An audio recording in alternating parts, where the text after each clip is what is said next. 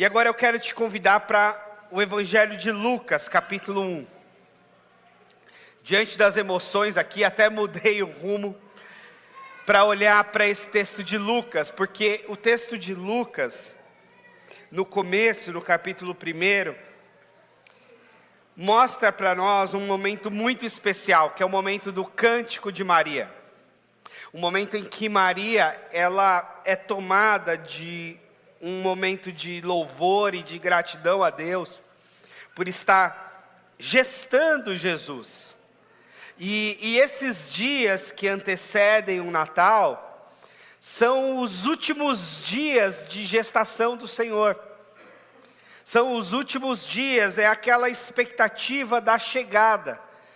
E a gente que é pai, mãe, quem é mãe muito mais, mas quem é pai também que acompanha essa jornada de gestação, sabe o tanto de emoção, de aflição, de um pouquinho de medo, de bastante ansiedade que envolve esse momento. E o texto sagrado fala de quando Maria recebeu a notícia da gestação. No capítulo 1 de Lucas, versículo 46, a Maria diz assim: a minha alma engrandece ao Senhor, o meu espírito se alegra em Deus, meu Salvador, pois Ele atentou à humildade da sua serva, e de agora em diante todas as chamarão de bem-aventurada, pois o Poderoso fez grandes coisas em meu favor. Santo é o seu nome. A sua misericórdia se estendem aos que temem de geração em geração. Ele realizou poderosos feitos com o seu braço. Dispersou os que são soberbos no mais íntimo do coração. Derrubou os governantes dos seus tronos, mas exaltou os humildes. Encheu de coisas boas os famintos e despediu de mãos vazias os ricos. Ajudou o seu servo Israel, lembrando-se da sua misericórdia para com Abraão, para com seus descendentes, como dissera aos nossos antepassados. Maria, ela celebra com intensidade essa gestação. A gestação é sempre um sinal de vida. Não só um sinal de vida, mas um sinal da vida que Deus decidiu gerar em úteros das mulheres. E toda vez que há uma gestação e que há uma geração da nova vida, significa que Deus não desistiu de nós, que Deus ainda está nos concedendo vida, que Deus ainda está dando oportunidade a nós de gerarmos novas vidas. E se todas as vidas são sublimes, se todas as vidas são importantes, se todas as vidas são dádivas de Deus, que dirá a vida do Salvador? Que dirá a vida de Jesus, daquele que veio e pisou nessa terra para perdoar os nossos pecados? E a Maria se alegra, e é importante que a gente não perca isso de vista. Realmente o Natal é tempo de alegria, e nada pode nos tirar isso. É verdade que as notícias ruins nos pegam, nos chateiam. É verdade que às vezes a gente chega nessa reta final de ano, morrendo de cansaço, querendo só que o ano acabe logo, querendo só que as férias cheguem logo, porque a gente já está se esgotando, e já está esgotado de cansaço. É bem verdade.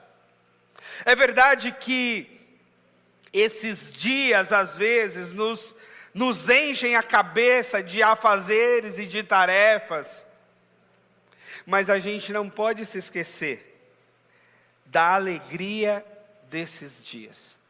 Porque nos dias de Maria, as coisas não estavam boas. O Império Romano dominava Israel. As pessoas não eram assim livres. Pagavam impostos pesados para o Império Romano. O Império Romano agia ali na rédea curta, na opressão das pessoas. A vida era difícil para Jesus e para o seu povo em seus dias.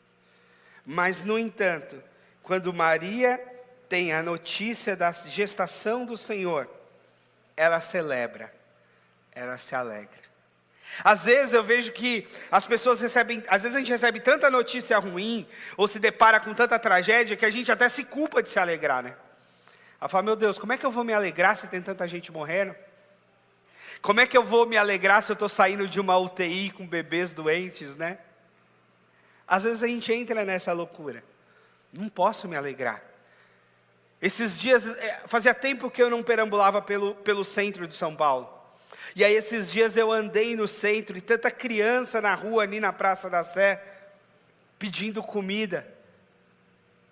E me deu uma tristeza profunda, do tipo, como é que a gente pode, né, levar a vida ao normal se a gente tem tanta criança na rua? Como é que é isso? Mas é também verdade que a gente não vai dar jeito no mundo. É também verdade que o sofrimento vai continuar existindo. Até que chegue aquele momento da segunda vinda de Cristo, que daí o livro de Apocalipse vai dizer que Ele enxugará dos nossos olhos toda lágrima. Mas até que chegue esse dia, a gente vai ter que conviver com as dores, com os sofrimentos, com as angústias. Mas nós não podemos abrir mão da alegria. Nós não podemos abrir mão de celebrar o nosso relacionamento com Deus, de celebrar que Jesus veio para nos salvar e perdoar os nossos pecados, de celebrar que os nossos filhos estão aqui na igreja e ao modo deles, curtindo, cantando, dançando, de celebrar a vida que Deus nos deu. Porque senão, se a gente entrar e tomar todas as dores do mundo para nós, a gente não vai suportar. A gente vai sucumbir em depressão, em luto. A gente vai sucumbir, às vezes, até em amargor, achando que tudo nada presta e que não há jeito para coisa nenhuma na vida. E não é bem assim. As dores desse mundo, Jesus levou na cruz por nós. Porque justamente Ele levou sobre si um peso do qual a gente não dá conta de suportar. A gente não poderia suportar as dores do mundo todo. A gente não poderia suportar os pecados do mundo todo. A gente não dá conta de suportar nem os nossos pecados. Por isso Jesus levou. E Jesus levando os nossos pecados, a gente tem muito motivo de gratidão. A gente tem muito motivo de alegria. A gente tem muito motivo de celebração. A gente tem todos os motivos do mundo de andar leve e feliz, porque nós somos perdoados. Porque Cristo levou os nossos pecados. Porque Cristo levou sobre si as enfermidades do mundo todo. E a pior de todas as enfermidades, o pecado. Ele levou sobre si. E a Maria, que era uma menina, quando gestante, ensina isso para nós. Ela se alegra, ela agradece, a despeito de tudo, a despeito de toda a problemática, a despeito da dificuldade de uma gestação adolescente, de uma moça ainda noiva. Ela se alegra, ela diz, o Senhor atentou à humildade da sua serva, e todas as nações, todas as gerações me chamarão de bem-aventurada, de feliz. Que feliz é esse ventre, que feliz é essa mãe, que feliz é essa mulher que gerou o nosso Salvador. E ela tem todos os motivos de alegria do mundo. E a gente tem que celebrar e marcar o Natal. É alegria, sim. É tempo de celebração, sim. É tempo de gratidão, porque celebramos aquele que veio nos trazer vida, a despeito de toda a morte que nos ronda, a despeito de todas as trevas que existem no mundo. Ele veio nos trazer vida. A sua misericórdia se estendem aos que o temem, de geração em geração. A misericórdia do Senhor tem se estendido pela humanidade, tem se estendido até nós. E o que nós mais queremos é que ela se estenda aos nossos filhos, aos nossos netos, aos nossos bisnetos. Essa graça de Deus, essa misericórdia de Deus, de um Deus que realizou feitos poderosos com os seus braços, de um Deus que dispensa os soberbos no íntimo e exalta os humildes. Isso precisa ser lembrado no Natal. A gente está num tempo em que ser cristão virou sinônimo de ser poderoso, em que Cristo virou um instrumento para que se enriqueçam, em que Bíblia se tornou manual de coach. A gente precisa lembrar desse Deus que manifesta graça aos humildes e que dispensa de mãos vazias os soberbos. De um Deus que exalta os humildes e de um Deus que derruba os soberbos. Daqueles que se põem em posição de poder para subjugar outros e daqueles até que usam inclusive o nome de Jesus para isso. Nós temos de lembrar que o nosso Senhor, o nosso Salvador, não nasceu no Hospital 5 Estrelas de Belém. Ele nasceu lá na manjedourazinha, em meio ao feno e à ração dos animais. A gente precisa lembrar isso. A gente precisa lembrar de um Jesus criado na Galileia, de um Jesus andando com pescadores, de um Jesus perdoando mulheres prostitutas, de um Jesus que trazia as criancinhas para o seu colo, de um Senhor que tocou leprosos, de um Senhor que curou aleijados. Nós temos de lembrar a nós mesmos e a todos quem é o nosso Salvador.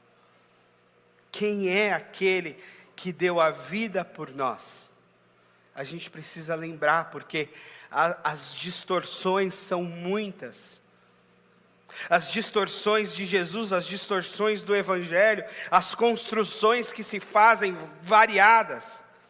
A gente tem que se voltar para a Escritura, para lembrar desse que exalta humildes e despede de mãos vazias ricos. Esse que abençoa Israel, porque lembrou da sua misericórdia lá da aliança com Abraão. É esse a quem celebramos. E enquanto mais humildes nós somos, e eu não estou falando de humildade como sinônimo de pobreza ou de voto de pobreza. Eu estou falando de humildade como sinônimo daquele que não merece o que tem. E por isso é humilde e dá graças a Deus por tudo que tem. Que agradece ao Senhor tudo que tem. Que reparte generosamente o que tem, porque sabe que o que tem não é só para si. É para abençoar, é para repartir. É por isso que a Bíblia fala que melhor é dar do que receber. Porque quem recebe, às vezes não tem nada para dar. Então tem de receber mesmo. Agora quem dá, tem para dar. E por isso é abençoado. Porque tem. Que triste é a vida daquele que tem só que receber. Que nunca tem nada para dar. Então ele tem que receber, ele tem que ser ajudado o tempo todo. E que vida boa nós temos quando nós temos para dar. Quando a gente pode presentear. Quando a gente pode ofertar. Quando a gente pode abençoar. Significa que nós já recebemos de Deus. E por isso podemos repartir. É essa humildade. É essa humildade de estar diante de Deus e dizer: Deus, com as minhas mãos, com os meus pés, com a inteligência que o Senhor me deu, com as possibilidades de estudo que o Senhor me deu, com as portas que o Senhor abriu para mim, eu tenho tudo o que eu preciso, eu tenho mais do que eu preciso, e por isso eu posso repartir, eu posso abençoar, e por isso eu reconheço aqueles que não tiveram a mesma bênção que eu tive, que talvez não tenha a profissão valorizada que eu tenho, que talvez não tiveram as portas abertas que eu tive, não tiveram a bênção de certas estruturas que eu tive. E por isso a gente reparte, a gente abençoa em gratidão, não se colocando maior, mas se colocando humilde e dizendo: Deus me deu, Deus me abençoou, por graça, por misericórdia, por bondade, e agora eu posso repartir. Não sou maior que ninguém, não sou melhor que ninguém, mas sou grato a Deus, porque Ele tem me dado, porque eu estou aqui e porque a gente celebra isso. O Natal é isso, o Natal é essa celebração desse Jesus que veio para o nosso mundo e que nos deu tão grande salvação e que nos abençoou de tantas formas, e a gente precisa lembrar, a gente precisa anunciar, a gente precisa divulgar, a gente precisa cantar a esse Senhor soberano, grande, gigante, mas que desceu, encarnou, foi um bebezinho que nasceu chorando, que fez xixi e cocô nas fraldas. Já pensou? Um Deus que se coloca nesse lugar de servo, um Deus que se coloca nesse lugar de ser cuidado por uma menina camponesa e por um rapaz carpinteiro. Pois é, esse é o nosso Deus, esse é o nosso Salvador, e a gente não pode se esquecer disso, e a gente precisa se alegrar e celebrar isso. Então eu quero agradecer a Deus e convocar você para sempre agradecer essa salvação, essa tão grande salvação, celebrar o Natal nesse espírito de humildade, nesse espírito de gratidão, a despeito de todas as questões, a despeito de todos os problemas, nós celebramos o nascimento do nosso Salvador, e isso muda tudo na nossa vida, e a gente tem de lembrar o mundo aí fora, e essa sim é a esperança, esse sim é o Salvador, esse sim muda e transforma tudo. Amém? Amém? Vamos ficar de pé? Vamos orar? E vamos cantar a Deus mais um pouquinho, esse Natal, essa celebração, essa tão grande salvação, que chegou do ventre de Maria para o nosso mundo. Ô Senhor, Pai bendito, nós te agradecemos muito a serva escolhida do Senhor, para ser a gestora de Jesus, o nosso Salvador. Agradecemos tão grande salvação, agradecemos tão grandes bênçãos, agradecemos tão grande prosperidade, agradecemos tão grande cuidado do Senhor na nossa vida, agradecemos a vida que o Senhor nos dá, que o Senhor tem dado aos nossos filhos.